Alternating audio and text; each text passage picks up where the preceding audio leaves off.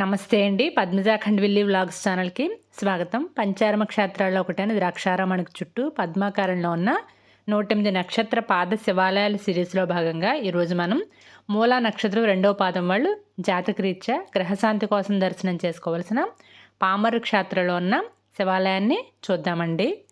ఈ క్షేత్రం చాళుక్యుల భీమమండలంలో ఉన్న ద్రాక్షారామ క్షేత్రానికి నైరుతి దిశగా సుమారు ఒక 14 కిలోమీటర్ల దూరంలో ఉంటుంది. కొత్తూరు సెంటర్ అంగర కేగంగవరం రోడ్డు మార్గంలో ఈ పామరు గ్రామం ఉంటుంది. ఇక్కడ స్వామివారు శ్రీ ఉమాపార్వతి సమేత మల్లేశ్వర స్వామివారిగా మనకి దర్శనమిస్తారు. ఇక్కడ స్వామివారు బ్రహ్మసూత్ర శివలింగం అన్నమాట. ఈ ఆలయానికి పక్కనే ఒక చెరువు ఉంటుందండి. చాలా ఆహ్లాదకరంగా ఉంటుంది ఆలయం ఎంట్రన్స్ వాతావరణం అయితే. ఎంట్రన్స్లోనే మనకి సుబ్రహ్మణ్యేశ్వర స్వామి విగ్రహం అలాగే పుట్ట కూడా దర్శనమిస్తాయన్నమాట. ఆలయం లోపల తెల్లటి నందీశ్వరుడు ఉంటాడు. చాలా చక్కగా ఉంటాడు నందీశ్వరుడు. మూలా నక్షత్రం 2వ పాదం జాతకులు అది జన్మ నక్షత్రమైనా లేకపోతే పేరుని బట్టి చూసుకునే నామ నక్షత్రమైనా సరే వాళ్ళు ముందుగా ఇక్కడ ఉన్న స్వామిని దర్శనం చేసుకున్న తర్వాత మూలా నక్షత్రం 2వ పాదం ధనుసు రాశికి సంబంధించిన పాదం కాబట్టి ధనుసు రాశికి సంబంధించిన ద్రాక్షారామానికి ఒక 6 కిలోమీటర్ల దూరంలో ఉన్న నెలపర్తిపాడు క్షేత్రంలో ఉన్న శ్రీ అన్నపూర్ణ సమేత శ్రీ కాశీ విశ్వేశ్వర స్వామివారిని దర్శనం చేసుకుని తర్వాత ద్రాక్షారామంలో ఉన్న శ్రీ భీమేశ్వర స్వామివారిని దర్శనం చేసుకుంటే వీళ్ళకి సమస్త గ్రహశాంతి జరుగుతుందని చెప్తూ ఉంటారండి. ఇక్కడ ఉన్న ఈ ఆలయం చాలా పురాతనమైంది. మళ్ళీ తిరిగి నిర్మించడం జరిగింది. ఆలయ ప్రాంగణంలో ధ్వజస్తంభం, చండీశ్వరాలయం, ముఖమండపం, అంతరాలయం, గర్భాలయం ఉంటాయి. అలాగే వల్లి దేవస్థాన సమేత సుబ్రహ్మణ్యేశ్వర స్వామి మరియు అమ్మవారి సన్నిధులు కూడా ఉంటాయి.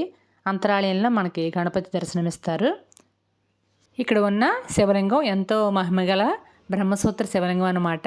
చాగంటి కోటేశ్వరరావు గారు చాలా ఉపన్యాసాల్లో ఈ శివలింగం యొక్క విశిష్టత చెప్తూ ఉంటారు. ఈ బ్రహ్మసూత్ర శివలింగం ఉన్న శివాలయంలో ఏ పని చేసినా సరే అది ఎన్నో ఎక్కువ రెట్లు ఫలితాన్ని ఇస్తుందని కూడా ఆయన చెప్తూ ఉంటారు.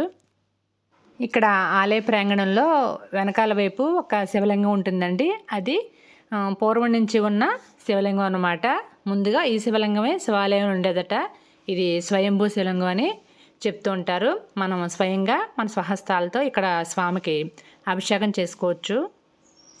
చాలామంది ఇలాగా సొంతంగా అభిషేకం చేసుకునే ప్రదేశంలో శివలింగాలు ఉన్నప్పుడు పాలు, కొబ్బరి నీళ్ళు అలాంటి వాటితో అభిషేకం చేసి అలానే వదిలేస్తూ ఉంటారండి. అలా వదిలేయడం వల్ల అక్కడ ఒక రకమైన దుర్వాసన వస్తూ ఉంటుంది. అంతేకాకుండా ఈగలు, చీమలు లాంటివి కూడా వస్తూ ఉంటాయి. మనం వేడితో అభిషేకం చేసినా సరే చివరగా శుభ్రంగా మంచినీటితో మళ్ళీ స్వామికి అభిషేకం చేస్తే కనుక శివలింగం చాలా చక్కగా ఉంటుంది. పరిసర ప్రాంతాలు కూడా చాలా బాగుంటాయి. మూల నక్షత్ర జాతకులు ఇక్కడున్న స్వామికి అర్చనలు అభిషేకాలు చేయించుకోవడం వల్ల విశేషమైన ఫలితాలు పొందుతారని చెప్తూ ఉంటారండి. అంతేకాకుండా నెలలో మూలా నక్షత్రం ఉన్న రోజున కూడా ఇక్కడ స్వామిని దర్శించి అర్చనలు అభిషేకాలు చేయించుకోవడం కూడా చాలా విశిష్టమైనదిగా భావిస్తూ ఉంటారు. ద్రాక్షారామం చుట్టూ ఉన్న ఈ 108 శివాలయాలని భీమసభ అంటారు. భీమసభ యొక్క నమూనా శివలింగం నేను ఈ వీడియోకి చివరిన ఎండ్ స్క్రీన్స్లో ఇస్తున్నానండి. మీరు తప్పకుండా వీడియో చూడండి. ఆ వీడియో చూస్తే మీకు ఈ ఆలయాల గురించి పూర్తి అవగాహన వస్తుంది. ఇక్కడ ఉన్న మల్లేశ్వర స్వామివారికి నిత్యం అర్చనలు అభిషేకాలు జరుగుతూ ఉంటాయి. అలాగే స్వామివారి కళ్యాణోత్సవాలు చైత్ర శుద్ధ ఏకాదశి నుంచి పాంచాహినికంగా జరుగుతూ ఉంటాయి. శరన్నవరాత్రులు, గణపతి నవరాత్రులు కూడా చాలా వైభవంగా నిర్వహించబడతాయి. ఇక రవాణా సదుపాయాల విషయానికి వస్తే మండపేట నుంచి అంగర్కి షేరింగ్ ఆటోలు ఉంటాయి. అంగర్ నుంచి మళ్ళీ పామర్కి కూడా ఆటోలు ఉంటాయి. అలాగే కాకినాడ నుంచి కోరుమూల గ్రామానికి వయ్యా గొల్లపాలెం, ద్రాక్షారామం, కేగంగవరం, పామర్ మీదుగా బస్సులు ఉంటాయి. మీరు ఈ రూట్లు ఫాలో అయ్యి ఆలయాన్ని చేరుకోవచ్చు. నేను గూగుల్ మ్యాప్ లొకేషన్ కూడా ప్రతి వీడియోకి కింద డిస్క్రిప్షన్లో పెడుతున్నానండి. అది కూడా మీరు ఫాలో అయ్యి ఆలయాలను చేరుకోవచ్చు. వీడియో నచ్చితే తప్పకుండా లైక్ చేయండి. అలాగే ఇప్పటివరకు మన ఛానల్కి సబ్స్క్రైబ్ చేసుకోకపోతే సబ్స్క్రైబ్ కూడా చేసుకోండి. రేపు మళ్ళీ మరి వీడియోలో కలుసుకుందామండి. నమస్తే.